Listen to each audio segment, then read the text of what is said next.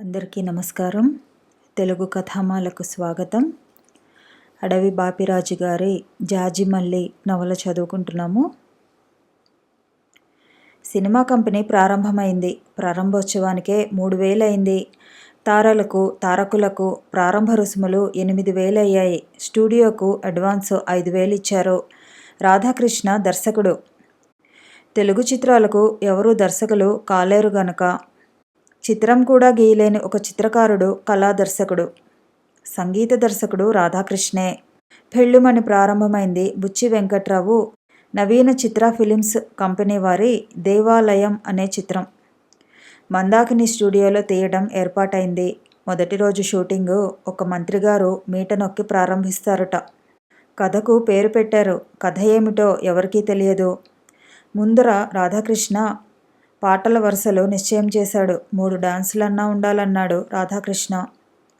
కాదయ్యా, మొన్న లక్షలు ఆంధ్రదేశంలో గణించిన కొట్టడా అనే అరవచిత్రంలో 8 డాన్సులు 16 పాటలు ఉన్నాయి. మన చిత్రంలో ఆఖరికి 6 డాన్సులు 14 పాటలన్నా ఉండకపోతే ఎట్టాగు అని అసిస్టెంట్ డైరెక్టరు రామచంద్ర అన్నాడు. కథ రాయటం ఎవరు? వాటికి మాటలు పాటలు రాయటం ఎవరు అని బుచ్చి వెంకట్రావు అడిగినాడు. కథ నేనే ఇంగ్లీష్లో రాస్తాను, డైలాగ్స్ కూడా నేనే ఇంగ్లీష్లో రాసి పారేస్తాను అని అవి తెలుగులోకి మార్చటమేగా. కాస్త కథలు దిట్టంగా రాస్తున్నాడు మా మేనల్లుడొకడు. ఈ మధ్య ప్రతి పేపర్లోనూ వాడి కథే. వాడు రాసిన గజ్జెల చప్పుడు, మ్యావు మ్యావు, పైట కొంగు, కుచ్చెళ్ళు, రాత్రివేళ అనే కథలు మా రంజుగా ఉన్నాయి. వాడే నా డైలాగ్స్ తెలుగులో పెడతాడు అని రాధాకృష్ణ అన్నాడు. కథలో 3 ప్రేమ దృశ్యాలు, 2 ఆకాశంలో ఎగరటాలు, 5 అన్నా కత్తి యుద్ధాలు, 2 గుర్రం స్వారులు, 4 విరహతాపాలు ఉండాలి. లేకపోతే రక్తి కట్టదు అని రామచంద్ర అన్నాడు. ఒక రాజభవనం, 3 పల్లెటూళ్ళు, 2 అడవులు, 2 పడవ సీనులు, 4 పల్లెటూరిళ్ళు ఉండి తీరాలని కళాదర్శకుడు అన్నాడు. ప్రత్యూష శీతల మధుర పవన బాలికలుల పద్మావతి, శ్రీమతి, కరుణామయి యంగుమూరు స్టేషన్లో దిగినారు. వారితో నరసింహమూర్తి దిగినాడు. అందరూ టాక్సీ మీద ఆంధ్ర మహిళా సభ కేంద్రానికి వచ్చారు. పద్మ, శ్రీమతులు అక్కడ దిగిపోయినారు. నరసింహమూర్తి మాస్టారు మైలాపురంలో ఒక హోటల్లో దిగినారు. ఆ సాయంకాలం పద్మావతి భర్త సినిమా కంపెనీ పెట్టిన విషయం, ఆ ప్రారంభోత్సవ మహోత్సవం అన్ని పత్రికలలో చదువుకున్నది. ఇక ఆ ఊళ్ళో నిలవలేక ఆ రాత్రి విద్యాలయ ప్రధానాచార్యుని గారితో సమాలోచించింది. ఇంకా వారం దినాలకు బాలికలను తీసుకుని శ్రీమతి గారు కాశీ వెడతారు. అంతవరకు తాను మద్రాసులో ఉండటం భావ్యం కాదని ఆ మరునాడే నరసింహమూర్తి మాస్టారుని తీసుకుని తాను కాశీ వెళ్ళిపోతానని మనవి చేసుకున్నది. ప్రిన్సిపాల్ గారు అందుకు ఒప్పుకున్నది. ఆ మరునాడు ఉదయం గ్రాండ్ ట్రంక్ ఎక్స్ప్రెస్ బండిలో 2వ తరగతిలో పద్మ తన్ను తండ్రి కన్నా ఎక్కువగా సంరక్షించే నరసింహమూర్తి మాస్టర్తో బయలుదేరింది. భర్తంటే ఎందుకో తనకి భయం. తనకు తన భర్తపై ప్రేమ నశించిపోయిందా? స్టేషన్లో జాజిమల్లి మొగ్గల దండలు, చేరులు అమ్మకానికి వచ్చాయి. ఆ బాలిక మతిపోయినట్లు అమ్మకానికి వచ్చిన జాజిమల్లె పూలన్నీ కొన్నది. తానున్న ఆడవాళ్ళ 2nd క్లాస్ కంపార్ట్మెంట్ అంతా ఘుమఘుమలాడిపోయింది. ఏనాటి నుండో తన జీవితంలోనికి ప్రసరించి వచ్చి చేరిన ఆలోచనలు, కలలు, ఆశలు, ఆశయాలు, సంతోషాలు, దుఃఖాలు ఒక్కసారిగా ఆ మధుర సుగంధాలతో కలిసి పైకి పొంగి వచ్చాయి. తన బావ తనకు అవతార పురుషుడు కాదు. తన బావ తనకు వీరాధి వీరుడు కాదు. తన చిన్నతనంలో తన బావ కోసం తిండి నిద్ర మాని ఎదురు చూడలేదు. తన బావకు వేరువేరు సంబంధాలు వస్తే అంత చిన్నతనంలో తనకు బాలికల బ్రతుకులో ఉన్న గుబాలింపులు అర్థం కాని రోజుల్లోనే ఎంత బాధపడిపోయింది. తన బుచ్చి వెంకుల బావ, తన సముద్రదేవుడు, తన జాజిమల్లెల పొదరింటి కాడు, తన పూర్ణిమల చంద్రుడు తనకు దూరం అయిపోతే తాను బ్రతికి లాభం ఏమిటి? ఈ రైలు ఎక్కేసరికి తనకు ఈ విచిత్రమైన ఆలోచనలేమిటి? అవును, కొత్తగా కావలిలో తాను తన భర్త కాపురం చేసే రోజుల్లో ఏటిలో పడవ మీద కలిసి వెళ్ళిన ప్రతి నిమిషము తనకు ఏవో మధురమైన ఆలోచనలు కలిగేవి. పక్కనే శ్రీకృష్ణునిలా తన బావ, తాను 2 ఎడ్ల బండిపై బావతో కలిసి తమ ఊరు వెడుతూ ఉన్నప్పుడు ఈ రీతిగానే ఆలోచనలు. మద్రాసులో తామిద్దరూ కొత్తగా కాపురం పెట్టిన దివ్య ముహూర్తాలలో తాను తన భర్త వెనక సీట్లో, డ్రైవరు నరసింహమూర్తి మాస్టారు ముందు కూర్చుని కంచి, కాళహస్తి, తిరుపతి వెళ్ళినప్పుడు అలా అలా కారు మహావేగంలో వెళ్ళిపోయే సమయంలో తాను తన బావ వల్లో తలపెట్టుకుని ఆకాశంలా గంభీరమైన అతని మోము చూస్తూ ఏవేవో అద్భుతమైన ఆలోచనలలో మునిగిపోయేది. తన బావ జాజి పువ్వులు, సన్నజాజులు, జాజిమల్లెలు. తన బావ సినిమా కంపెనీ పెట్టినాడని నరసింహమూర్తి మాస్టర్ అన్నారు. ఎందుకు సినిమా కంపెనీ? ఎందుకు ఆ గొడవంతా నెత్తిమీద పెట్టుకున్నారు తన బావ? ఎన్ని లక్షలో ఖర్చు. తాను తనకు ప్రాణము ఆత్మ అయిన బావను వదిలి అలా దూరంగా వెళ్ళిపోతే తన బావ సినిమాలు పెడతాడు, నాటకాలు పెట్టవచ్చును. ఇదంతా తన తప్పు. తనకు గీతాదేవి అని బిరుదు, తాను సంగీత కళానిధిగా పేరు సంపాదించింది. అంతకు ఎవరు కారణం? ఎవరమ్మా తనకి పెద్ద ఆలోచనలు ఆలోచించే శక్తినిచ్చింది? తన బావ. గ్రాండ్ ట్రంక్ ఎక్స్ప్రెస్ అతి వేగంగా వెళ్ళిపోతోంది. కొత్త రకం కెనడా రైలు ఇంజను అతి వేగం. ఈనాడు జీవితమే అతి వేగం. ఎన్ని జన్మలకో కలగవలసిన సంస్కారం ఈనాడు తనకు ఈ కొద్ది సంవత్సరాల్లోనే చేకూరిందే. రైలు గూడూరు వచ్చింది. పక్క మగవారి సెకండ్ క్లాస్లో ఉన్న నరసింహమూర్తి మాస్టర్ వచ్చి, భోజనం వస్తుంది, భోజనం చేయి తల్లి అన్నాడు. మాస్టారు, బావగారిని నేను చూడకుండా బయలుదేరాను. నిజమే, అంత తొందరగా బయలుదేరాం మనం. మరి మీరైనా నాకు గట్టిగా చెప్పలేదేమండి? నేనా? పోనీలేండి, మీకు మాత్రం ఏం తెలుసు నా మనసు? ఏమిటో ఇంత తొందరపడిపోయాను. నరసింహమూర్తి మాస్టారు మౌనంగా ప్లాట్ఫారంలో చూడని చూపులతో ఎవరి కొరకో చూస్తున్నాడు. బావగారిని నన్ను ఏరోప్లేన్లో వచ్చి కలుసుకోమంటే వస్తాడా? ఇక్కడే ఒక టెలిగ్రామ్ ఇవ్వండి. ఏమని? నాకు చూడాలని బెంగగా ఉందని. ఇద్దరం కలిసి కాశీ, ప్రయాగ, బృందావనం, మధుర, గోకులం మొదలైనవి చూడాలని. పరీక్షలైనంత వరకు చూడటం ఎలా పడుతుంది? అప్పుడే వస్తానంటే? మీరు టెలిగ్రామ్ ఇవ్వండి మాస్టారు. నువ్వు మద్రాసులో అతన్ని చూడకుండా వచ్చేశావు. ఇప్పుడు చూడాలని అంటే అతడు. ఎందుకండి ఈ కుశంకలు? నిజంగా నాకు అబుద్ధి పుట్టింది. మద్రాసులో ఉన్నదే లేదు. పైగా సినిమా కంపెనీ పేరు వినగానే కడుపులో దిగులు పుట్టి కదా బయలుదేరాను. సరే. నరసింహమూర్తి మాస్టరు టెలిగ్రామ్ ఇవ్వటానికి వెళ్ళిపోయాడు. కళకు ప్రధానాశయం ఆనందం చేకూర్చుకోవడానికే సంగీతం, చిత్రలేఖనం, శిల్పం, కవిత్వం, నాట్యం, సినిమా, నాటకం మొదలైనవన్నీ అని సంగీత దర్శకుడు రాధాకృష్ణ అన్నాడు. సరేనయ్యా, కానీ మా నరసింహమూర్తి మాస్టారు కళలన్నీ భక్తి రూపాలని, కవిత్వం సాలోక్యమని, చిత్రము శిల్పము సారూప్యమని, సంగీతం సామీప్యమని, నాట్యం సాయుజ్యమని అనేవారు. ఆ మాటలు నాకు నచ్చాయి. అట్టాగే మన కథ కొంచెం లోకానికి ఏదైనా ఉపకారంగా ఉండొద్దా మరి అంటూ బుచ్చి వెంకట్రావు కాల్చే సిగరెట్టు ఆఖరు కాగా బల్లపై బూడిద గిన్నెలో వేసినాడు. ఇప్పుడు వచ్చే సినిమాలు భక్తితో కూడుకుని ఉన్నాయన్నా మీ ఉద్దేశం? భక్తి లేదు, బండలు లేవు. చచ్చు ఫిలింలు చూడటానికి తాము సంపాదించుకునే 4 రాళ్ళు పారేసి పెడుతున్నారు. ఎంత డబ్బు బుగ్గిపాలవుతోందో. ఇవాళ మనం తీసే బొమ్మ నీతిదాయకంగా ఉండాలన్నా మీ ఉద్దేశం వెంకట్రావు గారు? అయితే మన లక్ష్య బుగ్గిపాలైందన్నమాటే. అది కాదండి, మనం అల్లే కథ అందంగా ఉండాలి. మనలో అనేక ఉత్తమ విషయాలను గురించిన పరివర్తనం వచ్చేటట్లు ఉండాలి. అలాంటి కథ చాలా గొప్పది. నేను ఈ మధ్య చాలా ఇంగ్లీషు సినిమాలు చూస్తున్నాను. వాటిలో కొన్ని ఎంతో బాగున్నాయి. పైగా ఆ కథలు ఎన్నాళ్ళ వరకో నన్ను పట్టుకు వదలందే. అది విజయం. అట్టాంటి కథ అల్లాలి. నేను రాసిన కథ ఎలా ఉందంటారు? బాగానే ఉందనుకోండి, కానీ అందులో అన్ని రుచులు లేవంటారు. అదేమిటండి? ఆ రాచకొడుకు దేశం చూడ్డానికి బయలుదేరాడు. దారిలో అబ్బబ్బా, ఏమిటండి ఈ రాచకొడుకులు వాళ్ళు?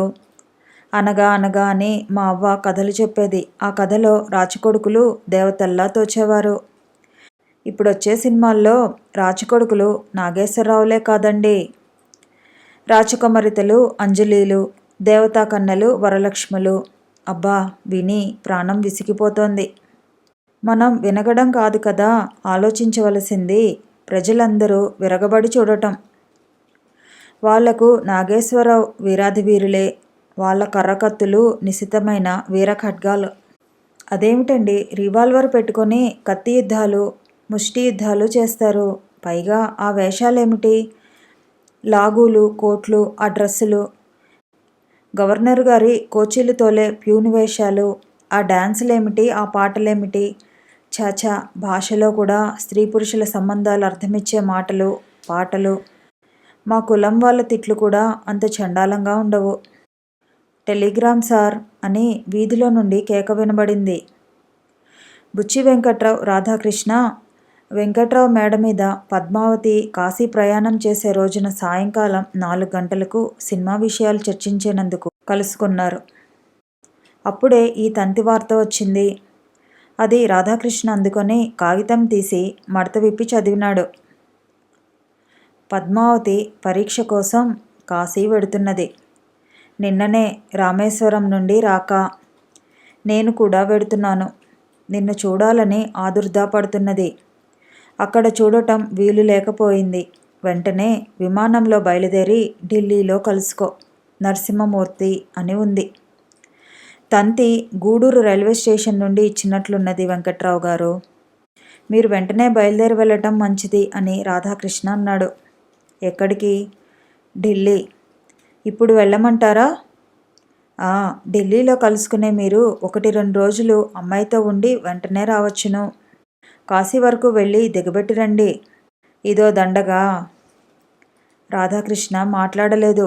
10 నిమిషాలాగి, నేను ఇంటికి వెడతాను, ఇంటి దగ్గరే ఉంటాను. మీరు వెళ్ళదలుచుకున్నది లేనిది నాకు ఫోన్ చేయండి.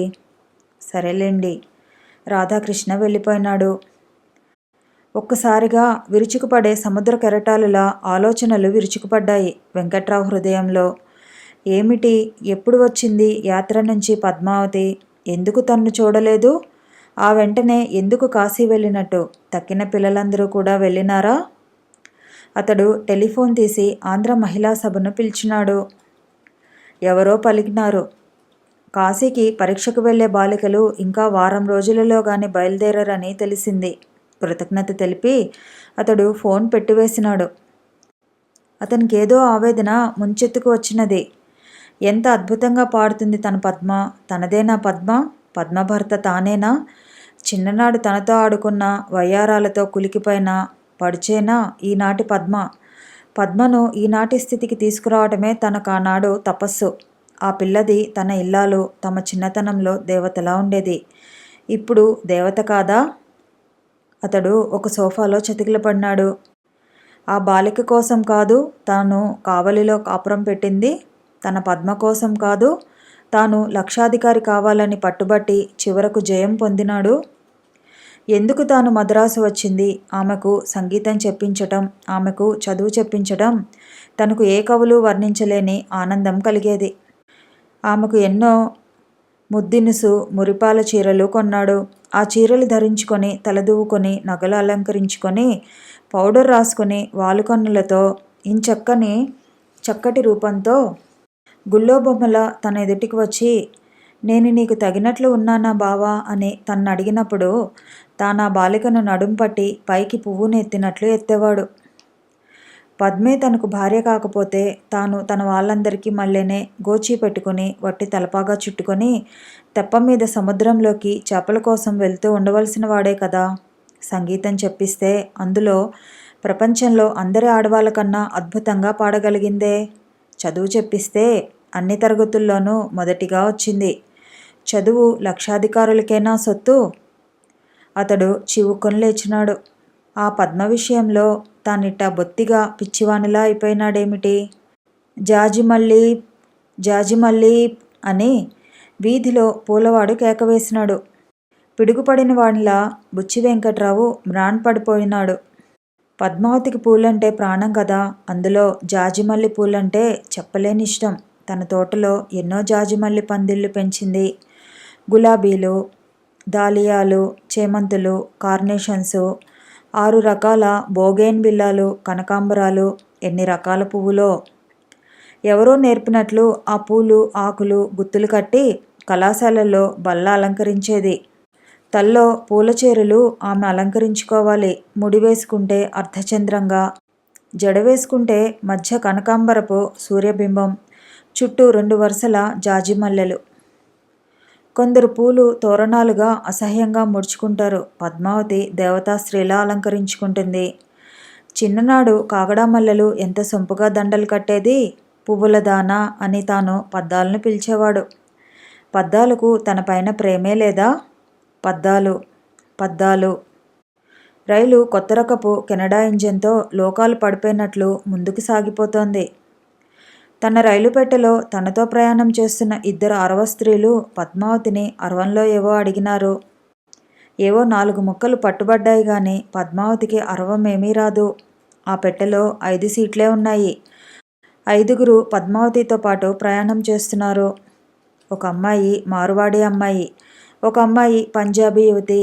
వారు 4 కూడా ఢిల్లీకి ప్రయాణం. పద్మావతి మొదట ఢిల్లీకి పోయి అక్కడి నుండి వెనక్కు కాశీ వెళ్ళటానికి నిశ్చయించుకొని బయలుదేరింది.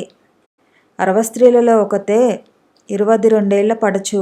ఆ యువతి పద్మావతి సంగీత కచేరీ ఒకదానికి హాజరైంది. ఈ గీతాదేవి గానం పరమాద్భుతం అని ఆమె అప్పుడే అనుకుంది. రేడియోలో ప్రోగ్రాం వచ్చినప్పుడు ఎప్పుడు ఆ బాలిక అతి సంతోషంతో వినేది. వసంతకుమారి, పట్టమ్మాళ్ళు ఒకవైపు, గీతాదేవి, సుబ్బలక్ష్మి ఇటువైపు.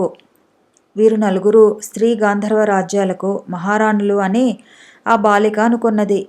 ఎంత అరవబాణికి శిష్యురాలైనా ఈ గీతాదేవిలో నిజమైన తెనుగుబాణి యొక్క మహామంత్రిత మాధుర్యం ఏదో ఉంది అనుకున్నది. ఈనాడు ద్రవిడ ప్రజాలోకం ఈ తెనుగుబాణికి ముగ్ధులవుతున్నారు.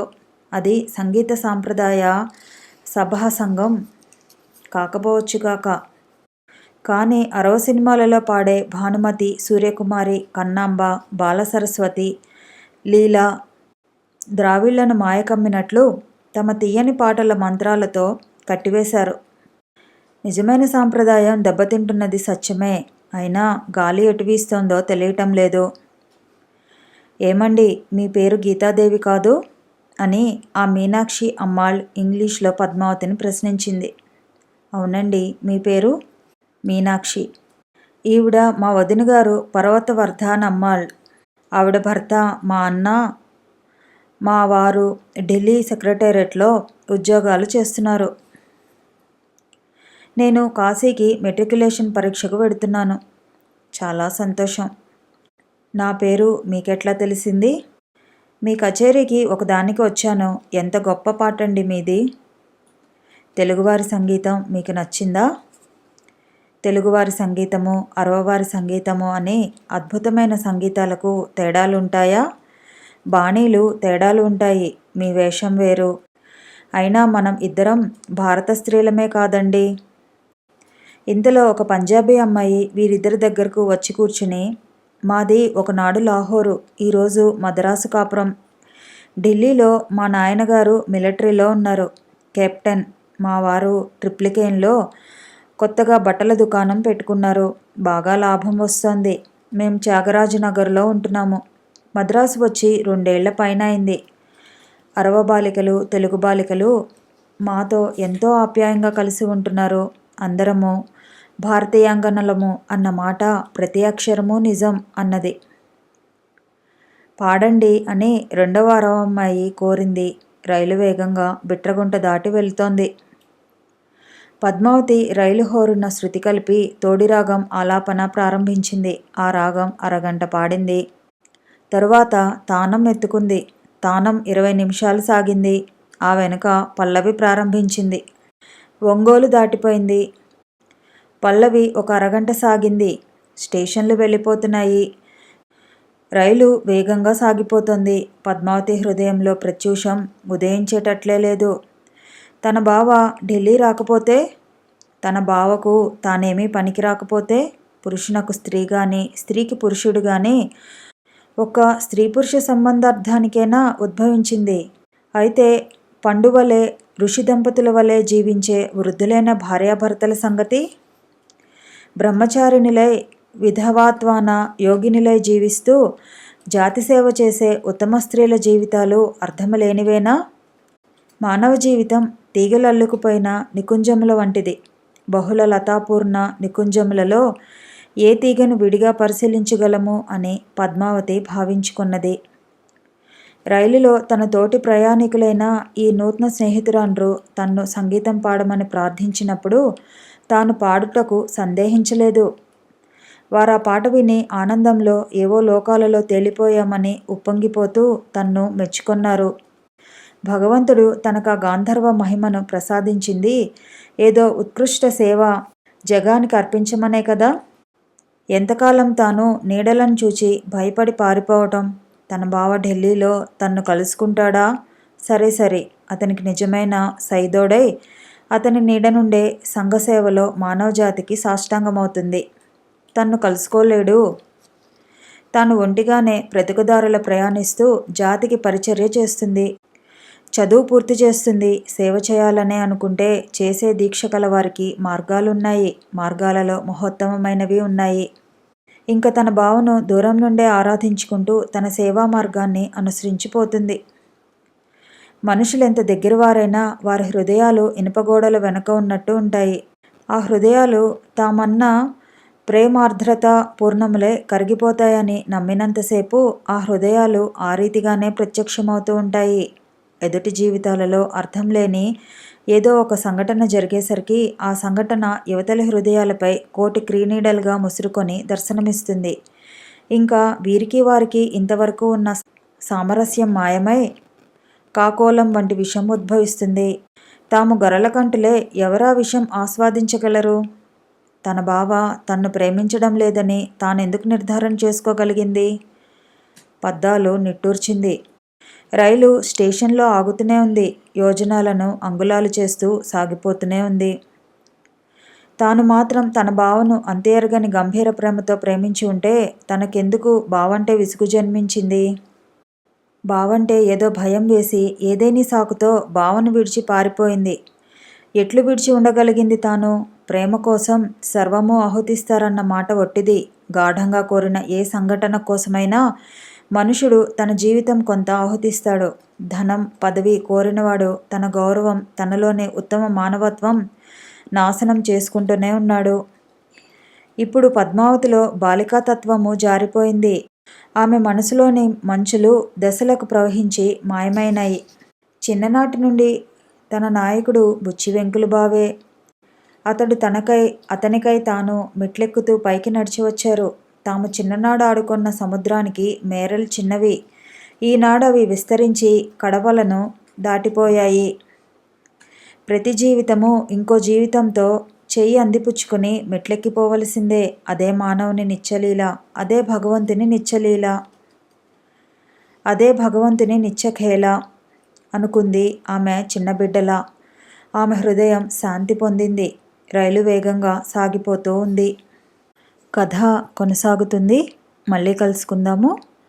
ఈ వీడియో నచ్చితే లైక్ చేయండి, షేర్ చేయండి, కామెంట్ చేయండి, ఛానల్ని సబ్స్క్రైబ్ చేయండి.